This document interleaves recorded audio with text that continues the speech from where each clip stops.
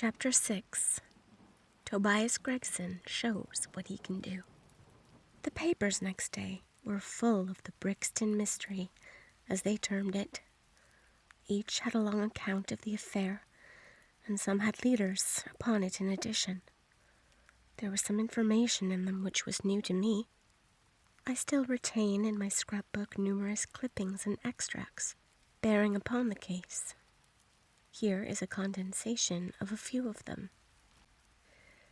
The Daily Telegraph remarked that in the history of crime, there has seldom been a tragedy which presented stranger features.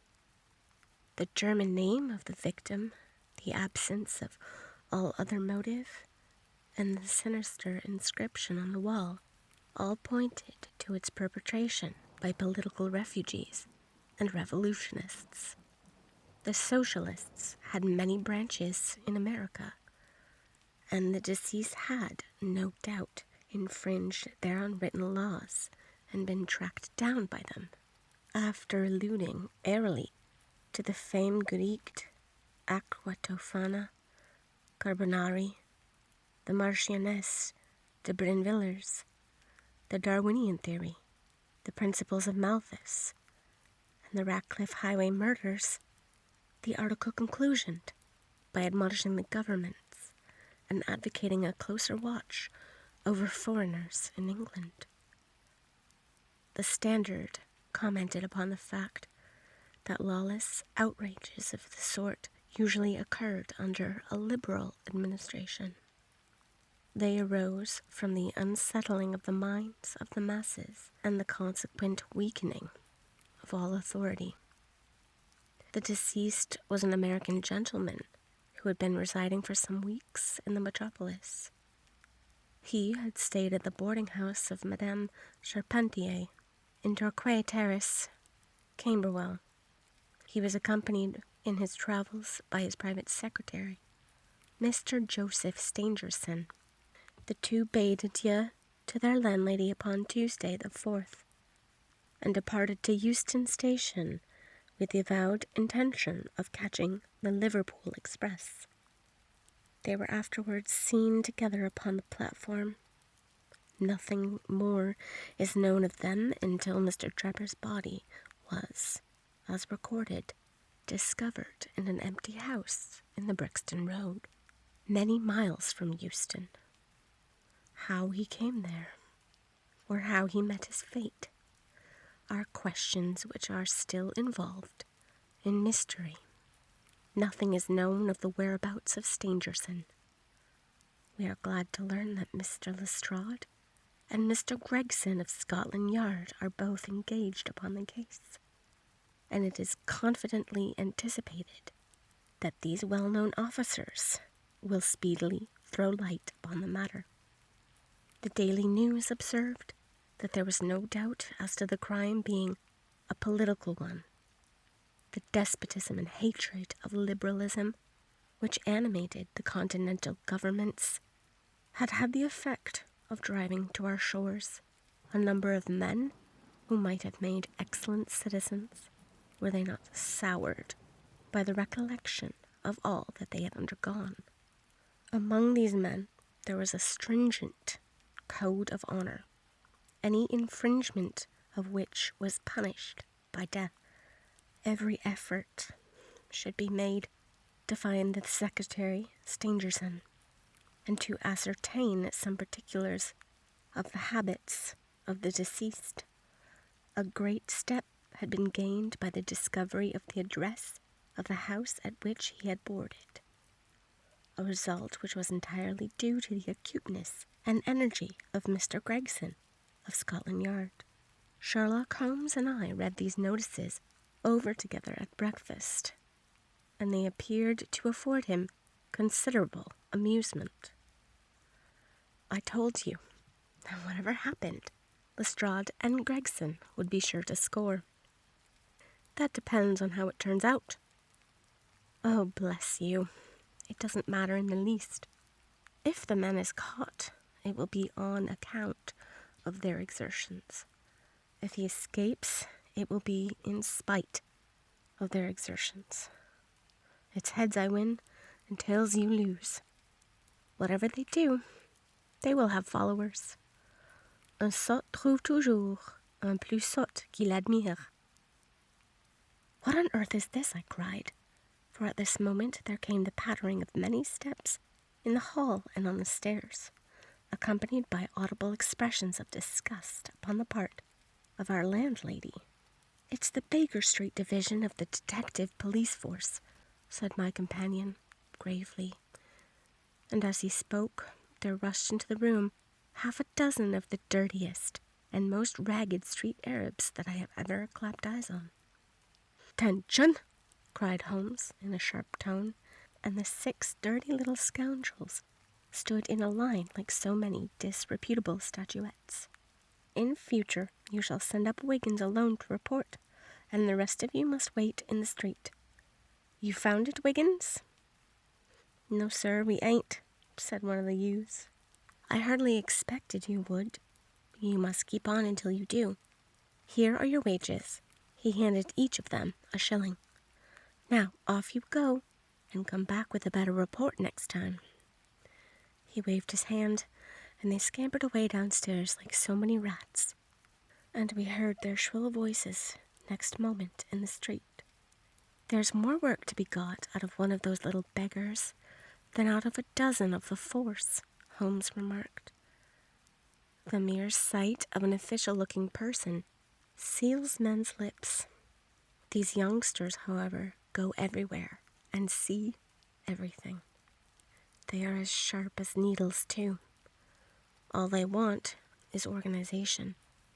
"Is it on this Brixton case that you are employing them?" I asked. "Yes. There is a point which I wish to ascertain. It is merely a matter of time. Hello. We are going to hear some news now. With a vengeance. Here is Gregson coming down the road, with beatitude written upon every feature of his face. Bound for us, I know. Yes, he is stopping. There he is."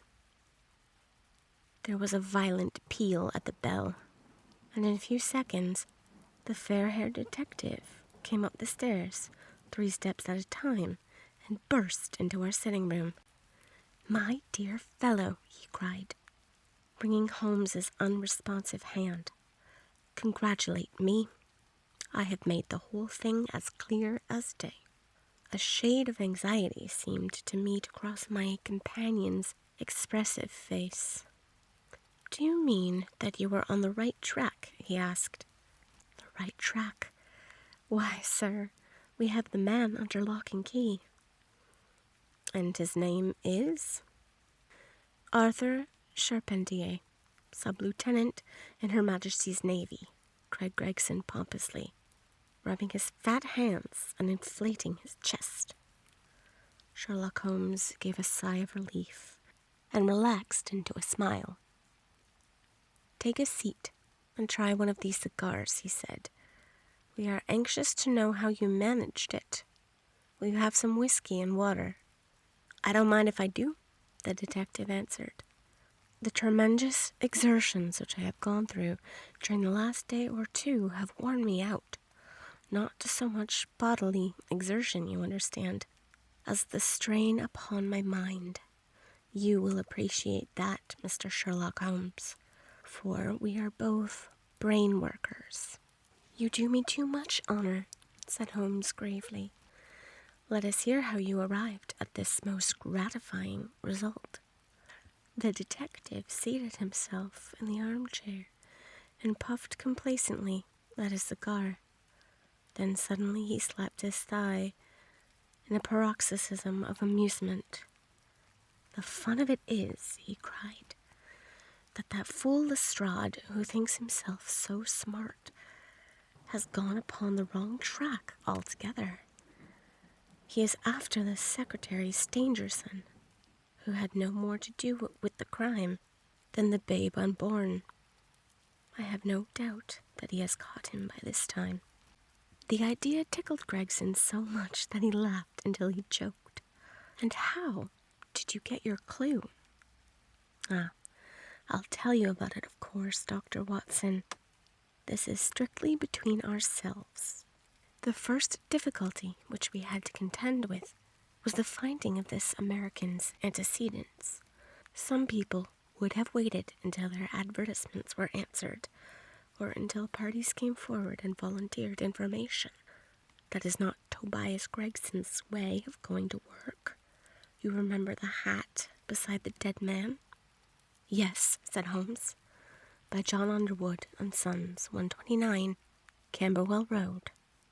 Gregson looked quite crestfallen. I had no idea you noticed that, he said. Have you been there? No. Ha! Gregson cried in a relieved voice. You should never neglect a chance, however small it may seem. To a great mind, nothing is little, remarked Holmes sententiously.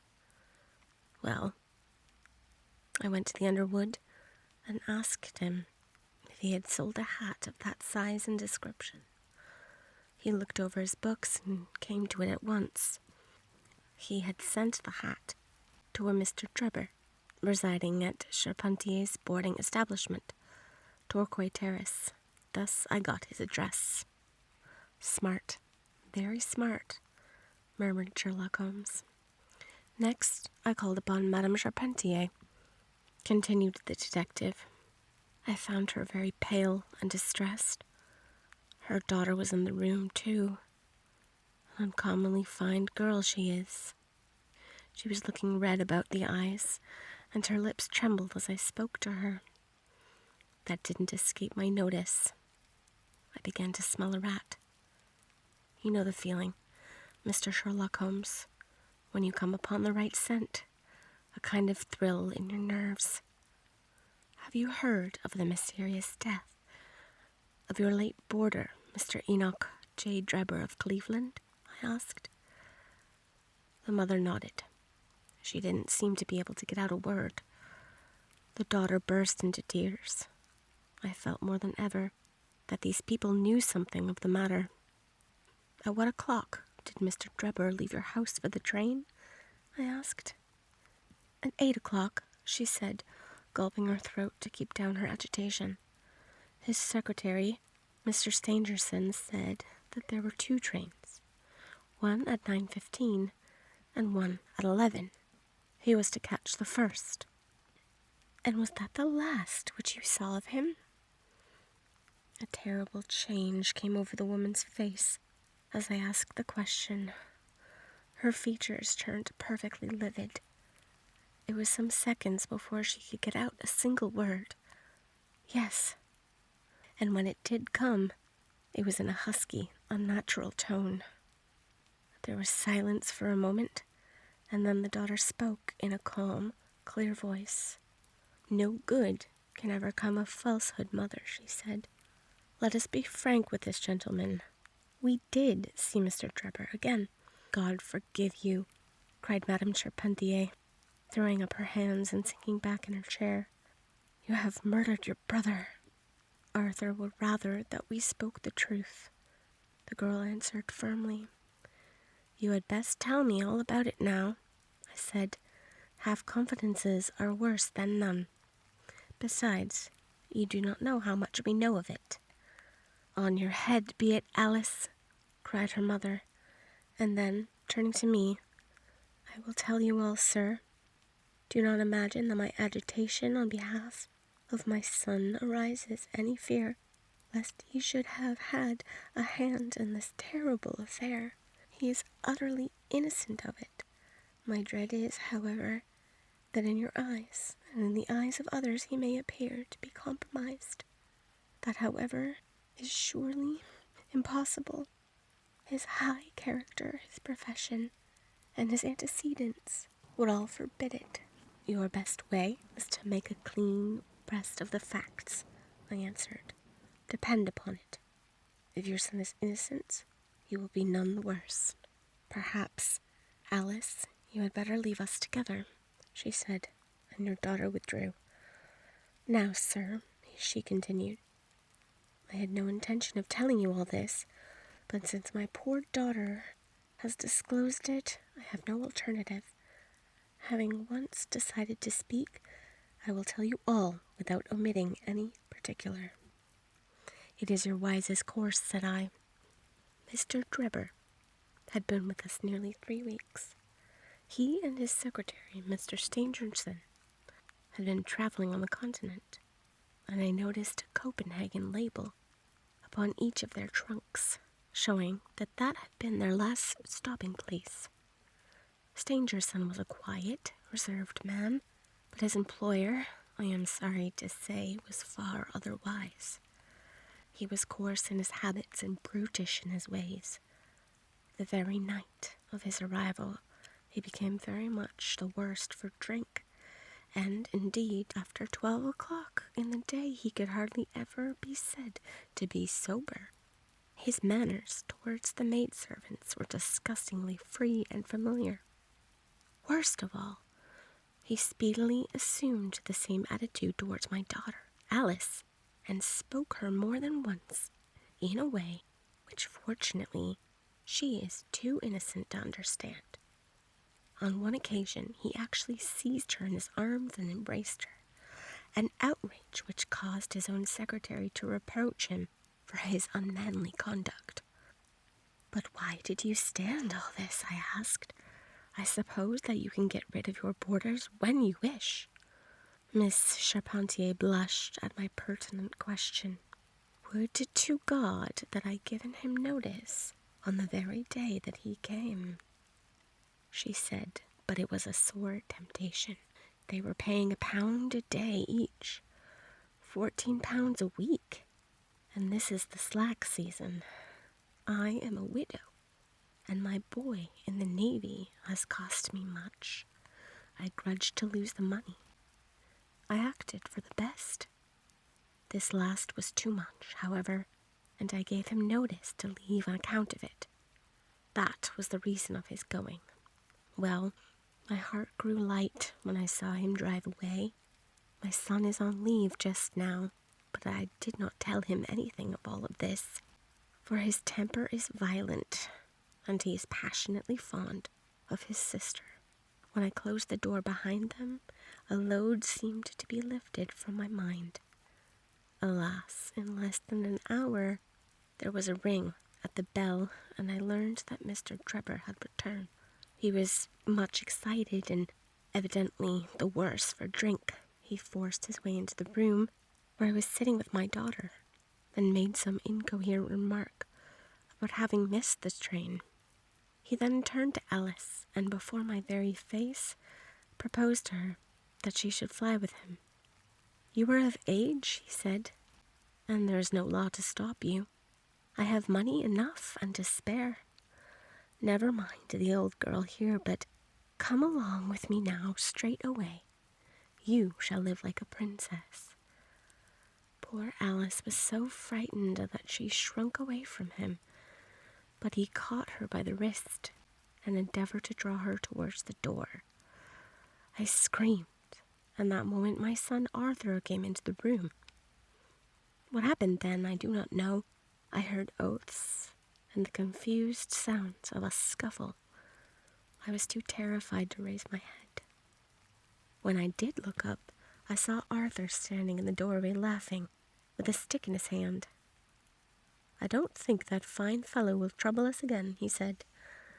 "I will just go after him and see what he does with himself." With those words, he took his hat and started off down the street. The next morning, we heard of Mr. Drebber's mysterious death. This statement came from Miss Charpentier's lips with many gasps and pauses. At times she spoke so low that I could hardly catch the words. I made shorthand notes of all that she said, however, so that there should be no possibility of a mistake. "It's quite exciting," said Sherlock Holmes, with a yawn. "What happened next?" When Miss Charpentier paused, the detective continued, "I saw that the whole case hung upon one point. Fixing her with my eye in a way which I always found effective with women, I asked her at what hour her son returned. 'I do not know,' she answered.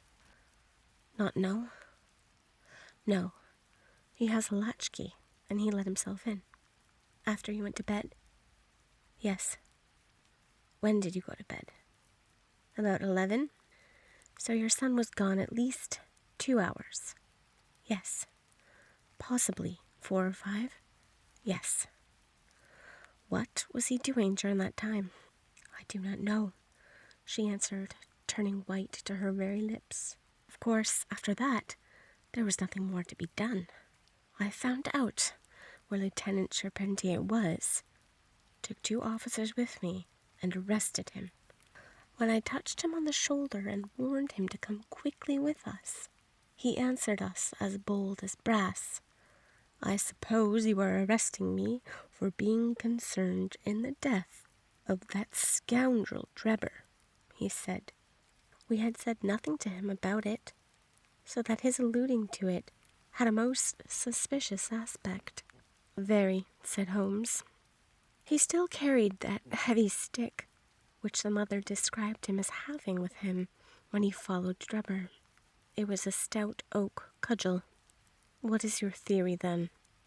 Well, my theory is that he followed Drebber as far as the Brixton Road, when there a fresh altercation arose between them, in the course of which Drebber received a blow from the stick, in the pit of the stomach, perhaps, which killed him without leaving any mark. The night was so wet that no one was about, so Charpentier dragged the body of his victim into the empty house. As to the candle, and the blood, and the writing on the wall, and the ring, they may all be so many tricks to throw the police onto the wrong scent. Well done, said Holmes in an encouraging voice. Really, Gregson, you are getting along. We shall make something of you yet. I flatter myself that I have managed it rather neatly, the detective answered proudly. The young man volunteered a statement, in which he said that after following Drebber some time, the latter perceived him, and took a cab in order to get away from him. On his way home he met an old shipmate, and took a long walk with him. On being asked where this old shipmate lived, he was unable to give any satisfactory reply. I think the whole case fits together uncommonly well. What amuses me is to think of Lestrade, who had started off upon the wrong scent. I am afraid he won't make much of it. By Jove, here's the man himself. It was indeed Lestrade, who had ascended the stairs while we were talking, and he now entered the room. The assurance and jauntiness which generally marked his demeanor and dress were, however, wanting. His face was disturbed and troubled, while his clothes were disarranged and untidy. He had evidently come with the intention of consulting with Sherlock Holmes, for on perceiving his colleague he appeared to be embarrassed and put out. He stood in the center of the room, fumbling nervously with his hat and uncertain what to do. This is a most extraordinary case, he said at last. A most incomprehensible affair. Ah, you find it so, Mr. Lestrade, cried Gregson triumphantly. I thought you would come to that conclusion. Have you managed to find the secretary, Mr. Joseph Stangerson? The secretary, Mr. Joseph Stangerson, said Lestrade gravely, was murdered at Halliday Private Hotel about 6 o'clock this morning.